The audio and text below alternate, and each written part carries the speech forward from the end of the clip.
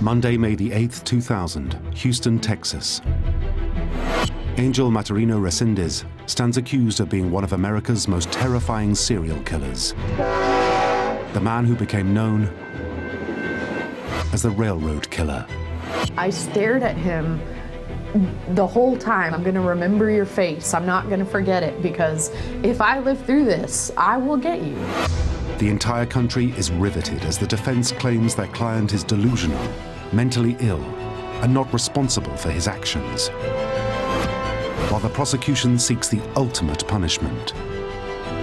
It is over. It is over. He didn't deserve to live after what he did.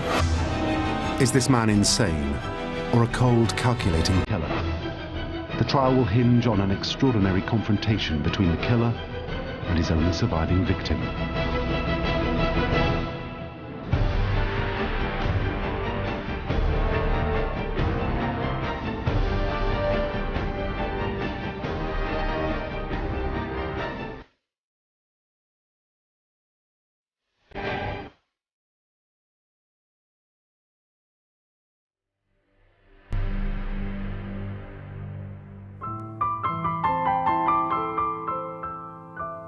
"20-year-old Holly Dunn is a junior at the University of Kentucky, living away from home for the first time.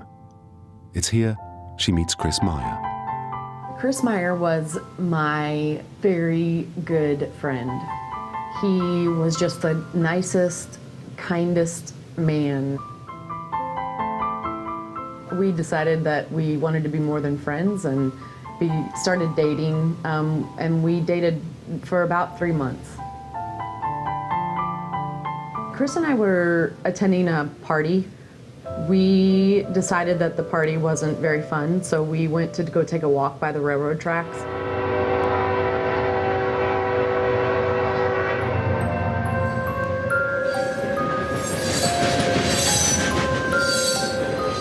We sat down and talked for a while. And when we got up to leave, a man comes out from behind an electrical box. He actually had a weapon on Chris. It was some sort of ice pick or screwdriver or something sharp. I guess our immediate thought was he's going to rob us. That's when we realized he wants money. We start thinking, okay, well, you could have our credit cards, you can have our ATM cards, you could have our car. Then he started tying up Chris's hands behind his back. He came over to me and he took off my belt and he tied up my hands behind my back. And that's when I start thinking, okay, this man doesn't want to rob us. He takes Chris by the shirt and he pulls Chris. I can see it on Chris's face that he's in pain as he's pulling him across the rocks into the ditch beside the railroad tracks. I followed on my knees. He told us to lie down in the ditch. I stared at him the whole time. I memorized his face. I memorized he had a tattoo on his arm. He had, I was thinking, if you have any scars, I'm gonna remember your scars. I'm gonna remember your face. I'm not gonna forget it, because if I live through this, I will get you. The last thing that Chris said to me was, everything's gonna be okay.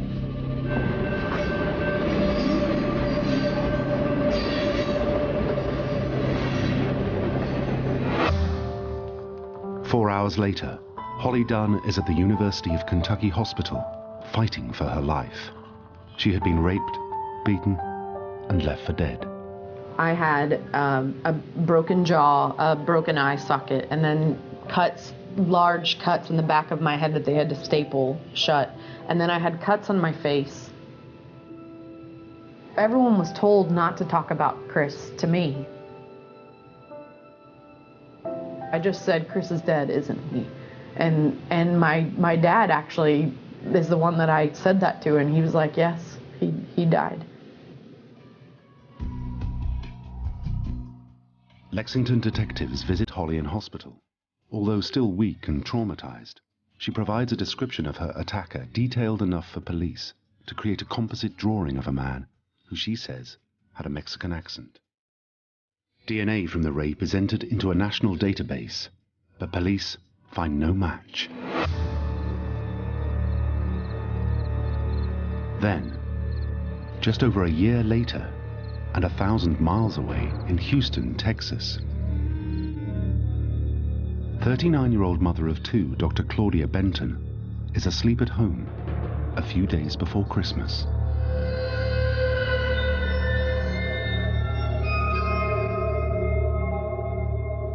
It appears that she was sleeping. He was able to get in. He had picked up a bronze statuette from the mantle in the living room.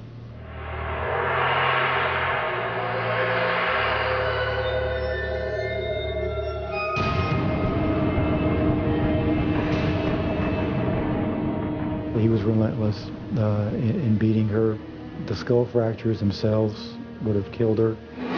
He then stabbed her 3 times in the back with a very large butcher knife.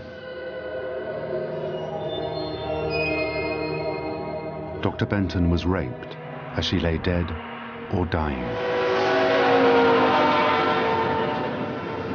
Her house was right next to the railroad.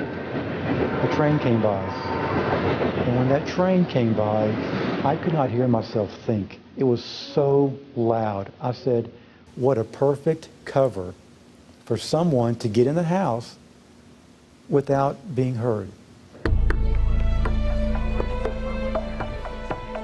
This time, fingerprints as well as DNA are recovered from the crime scene. The prints are a match to a career criminal, Rafael Resendez Ramirez. But detectives discover this is just one in a string of aliases. His real name is Angel Maturino Resendez, a Mexican itinerant with a prior record of arrests for minor felonies stretching back more than 20 years. I think his first arrest was when he was 16 or 17 years old, and I believe that he got a separate FBI number from a 1995 arrest in California. He was caught in a railway area with the pistol. At this point, no one links the murder of Claudia Benton to the attack on Holly Dunn and Chris Meyer in Kentucky.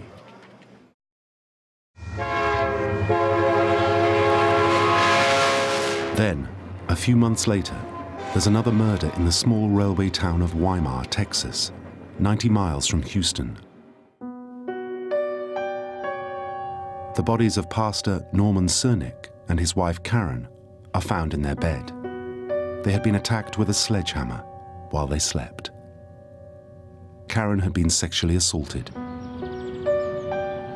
Assigned to the case is Harris County Prosecutor Devin Anderson. He watched these places. It wasn't an accident that all of these people were asleep when he attacked. He would watch them, wait for them to go to sleep, get into their house, and he would strike them before they would even wake up.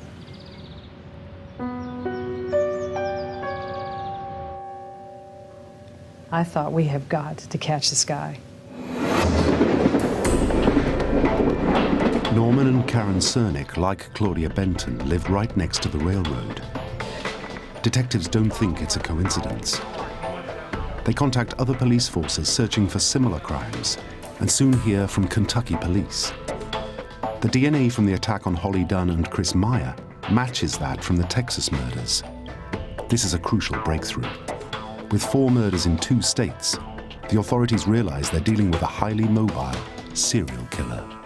That's when we knew that this was a person who had been killing and was going to continue to kill. With matching DNA, fingerprints, and Holly Dunn's description of her attacker, police are confident Resendez is their man. Real dangerous, very dangerous, a real violent person. We need to get him off the streets. The FBI, Texas Rangers, and Texas State Police join forces in the hunt. They suspect Resendez is traveling from one brutal killing to the next by rail, stowing away on freight trains to escape detection. He could be anywhere. He could be in Canada. Definitely easily back in Mexico. and we just had no clue whatsoever. There were officers on horseback, helicopters in the air, and just searched the yards, looking at all the trains passing by.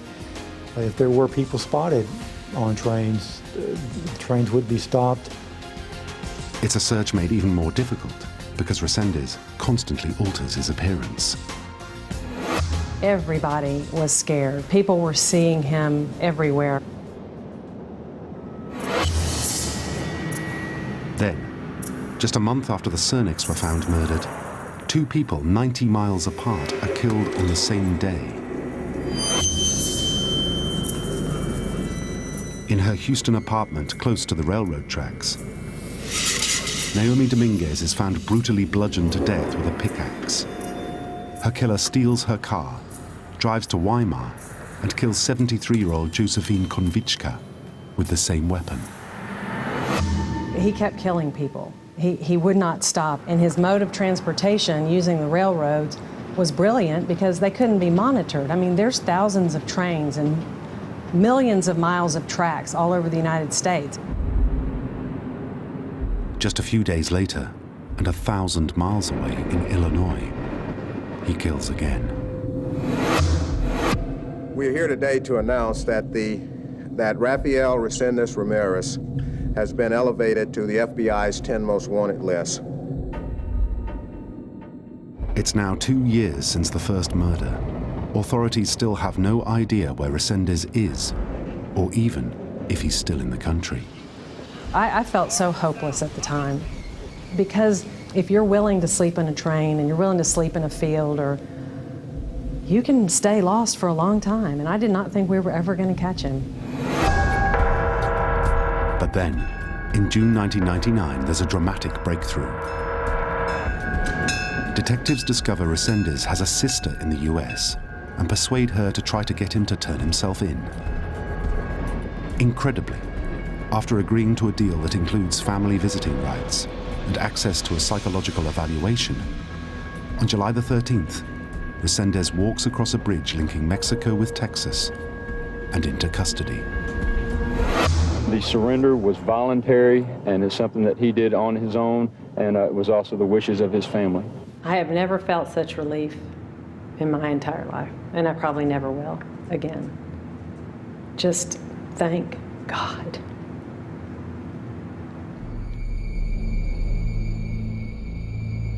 When Holly Dunn sees the news about her attacker's arrest, the memory comes flooding back. I mean, it was a relief for me, but I was still very scared. I didn't know. This really meant, I think, when he surrendered, that I knew that I was going to face him again. At the time of his arrest, Resendez is linked to 6 murders in Texas, 2 in Illinois, and 1 in Kentucky. His arraignment in Harris County Court, Houston, Texas, is the first chance prosecutor Devin Anderson gets to see the railroad killer face to face.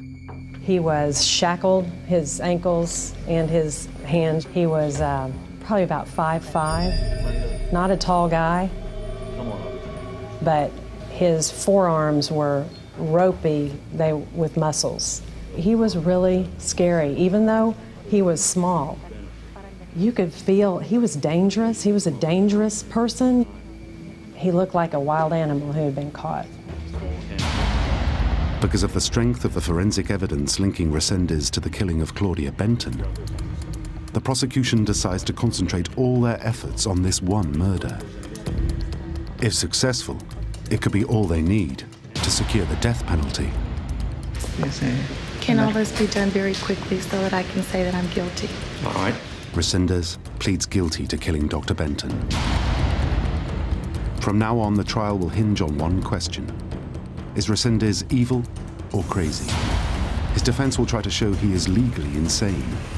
If they succeed, he'll be found not guilty by reason of insanity and committed to a state psychiatric hospital. There's a remote chance he could even one day be released. Insanity was the logical defense, because no one wants to believe that there's someone out there that will do things like that.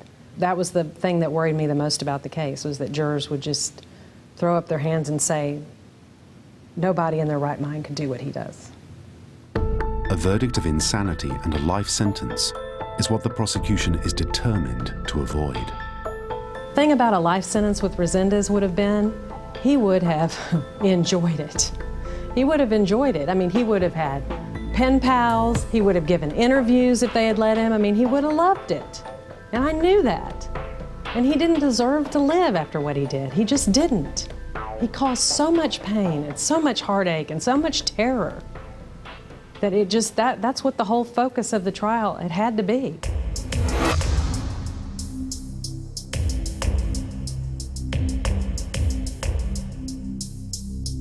The defense lays out their case, painting a picture of a madman. Their psychiatrists say Resendez has paranoid schizophrenia resulting from head injuries, drug abuse, and a family history of mental illness. They say he has a delusional perception of the world and believes he can cause earthquakes, floods, and explosions, and that God told him to kill his victims, whom he believed to be evil. The defense experts based their opinion on what he told them about how he was feeling at the time of the capital murder. We, on the other hand, looked at it as what actions did he take that showed he knew what he was doing was wrong.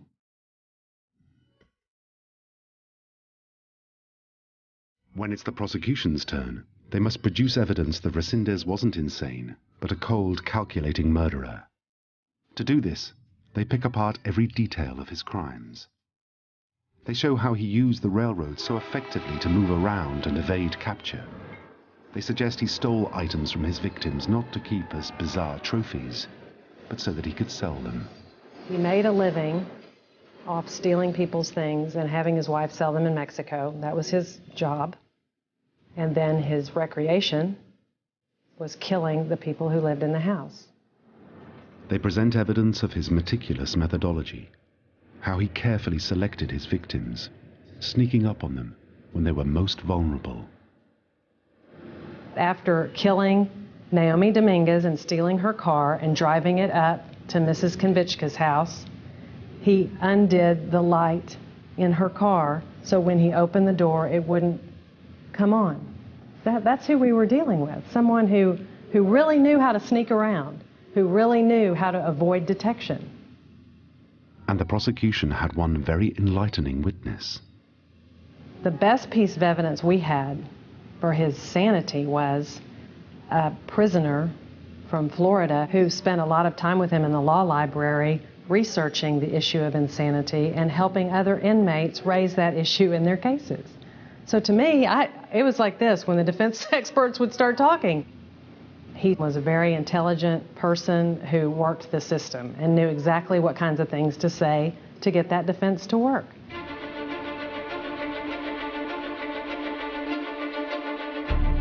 The prosecution rests, but have they done enough? Would the jury find Resendez guilty of murdering Dr. Benton, or not guilty by reason of insanity? After deliberating for a nail-biting 7 hours, the jury returns their verdict. Mr. Resendez, would you please rise? Guilty of murder in the first degree. The guilty verdict was such a whew, because I thought now we can get to the real, what we really need to be here to talk about, which is what has happened to these victims, because everybody needs to know what he did. Now the prosecution can push for the death penalty. Devon Anderson will need to provide decisive evidence to prove Resendez committed each of the murders and show the jury the full horror of all his crimes. She displays a series of brutal crime scene photographs and presents testimony from the victims' families. Although the decision about the death penalty is supposed to be an analytical one and a cold one, I wanted them to hate him, to see what a monster he was. If you look at all of the evidence that you've heard in this case, he knows what he's doing, and he's making the choice to do it, and he won't stop. And we're not here to say he's a sick weirdo. He is sick. There is something wrong with him. But does it make him any less morally responsible? No. I wanted that jury to understand we have to take care of him today. It is over. It is over.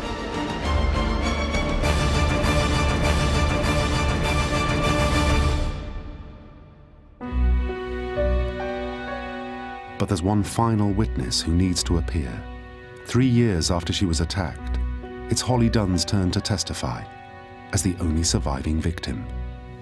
I was in the hotel in Houston with my family, and I woke up screaming and crying. I was so scared to face him again. I just didn't think that I could do it.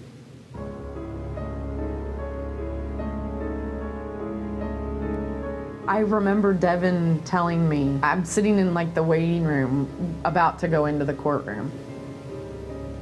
Then I went back there and said, okay, are you ready? And she said, yep. And I said, he's gonna be in there looking at you. Don't look at him, just look at me. Don't look at him until I ask you to. And she said, okay. And I gave her a hug and came back out here and called her.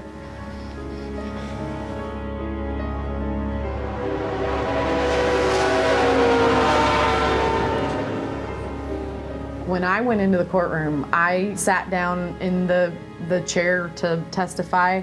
I did not look at him. I was looking straight at Devin. I remember the very first question that Devin asked me was something like, what did you do last weekend?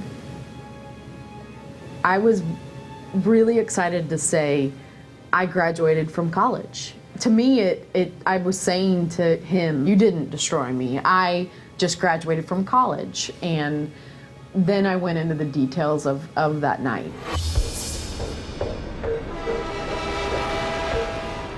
Holly begins to tell the jury the whole story of that night on the tracks. Chris had said, run if you can, and I couldn't get my legs untied, so I couldn't run. I don't know how much time passed between that time and when our attacker came with the rock. There was no warning. He drops this rock on Chris's head.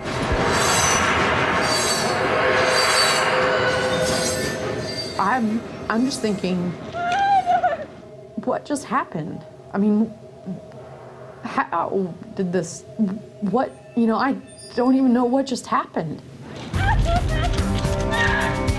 I went into survival mode. I'm thinking, okay, I mean, he's gonna kill me. I may as well fight. I'm gonna fight.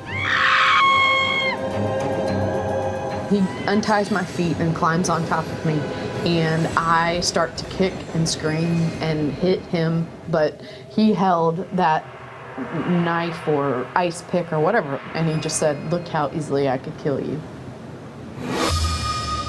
I, you know, stopped everything, and then he raped me.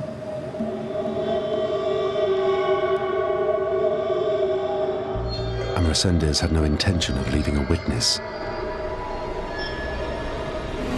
He hit me 5 or 6 times in my face. I think I put my hand up and then I turned over, and then he hit me 5 or 6 times in the back of my head.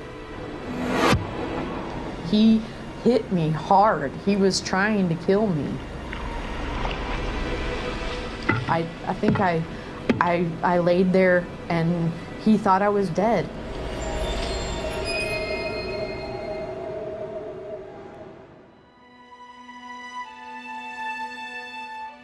Just, I felt so proud of her for doing it. And she cried. I mean, she was very, you know, emotional, but she told it, she got it out. The jurors were crying, Devin was crying. Now prosecutor Devin Anderson prepares to ask her final question. Everything in the trial had been building to this. It was the moment I had been waiting for in the trial, because I wanted a victim of his to face him down, because no one else could. And then they say, could you please tell us what he's wearing? And so at this moment, I knew I was going to have to look at him. So I look at him and I, you know, point to him and I say, he's wearing a white button-down shirt. And as I'm saying that, I feel my hearing going into my head. I get really hot and I feel like I'm about to faint. And she looked him in the eye and she identified him. And it was a great moment. It's a great moment because she got to call him out for all those other people sitting in the courtroom and for all those other people who were dead. She got to call him out. It was great. You know, I saw him and he had basically a emotionless face. I broke down at that point and they had to carry me out of the courtroom. I was so emotionally destroyed. I mean, I couldn't give any more than I gave during that trial. Resendez is sentenced to death. In 2006, when the last of his appeals is denied, he is executed by lethal injection.